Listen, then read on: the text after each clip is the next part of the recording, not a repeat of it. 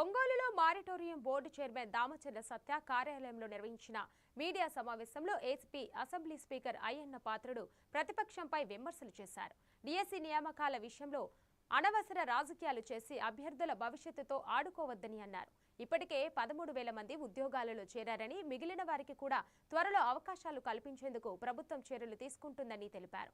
అసెంబ్లీకి వచ్చి ప్రశ్నిస్తే ప్రభుత్వం సమాధానం ఇస్తుందని పేర్కొన్నారు. మీ అభిమానులు ఎన్టీఆర్ గారిది అండ్ మీ పాత మిత్రులు దామచర్ల ఆంజనేయ గారి విగ్రహావిష్కరణకు వస్తున్నారు. మీకు ఎట్లా అనిపిస్తుంది సార్? ఇంకా రోజులు గోల్డెన్ డేస్ అండి. పెద్ద ఆయన ఎన్టీ రామారావు గారితో పనిచేయడమే నా పూర్వజన్మ సుకృతం.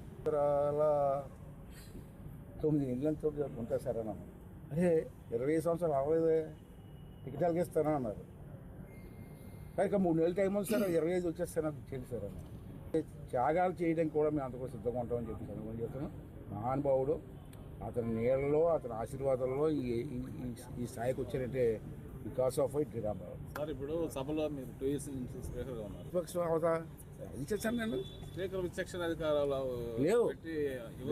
చూడండి, మీరు ప్రెస్ వారు కాబట్టి ప్రగతిని పాడు చేయడం లేదు, పిల్లల భవిష్యత్తు పాడు చేయడం లేదు. ఏ రాజకీయ నాయకులు చేయకూడదు, ఏ పార్టీ కూడా చేయకూడదు. కానీ కావాలంటే సపోర్ట్ చేయి మంచి పనికి. నీకు ఇష్టం లేదు కామ్గా ఉండు. నేను ఒకటే అడుగుతున్నానండి, ఆ చెట్టు మీదకి అని చెప్పి చిన్నపిల్లవాళ్ళు ఆ మారాయించిన ఒకటే.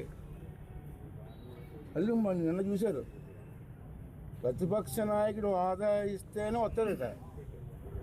ఎవడిస్తాడు ప్రతిపక్ష నాయకుడు హోదా? అసెంబ్లీకి రాలేదు, అప్పుడు కొంచెం ఒక్కరోజు రాలేదు, కానీ జీతాలు తీసుకున్నావు. ప్రతి నెల జీతాలు తీసుకుంటున్నారు. అసెంబ్లీలో ఉన్న సిట్టింగ్ ఛార్జెస్ ఉంటాయి మాకు రోజుకి ఎంతనే, అవి కూడా తీసుకుంటున్నావు. నువ్వు ఎందుకు అసెంబ్లీకి రాలేవు? 4 రోజులు టైం అసెంబ్లీ ఉంటుంది. 4 రోజులు ఇష్టం వచ్చి క్వశ్చన్లు దానికి కాన్సర్న్ మంత్రిగా సమాధానం చెప్తారు.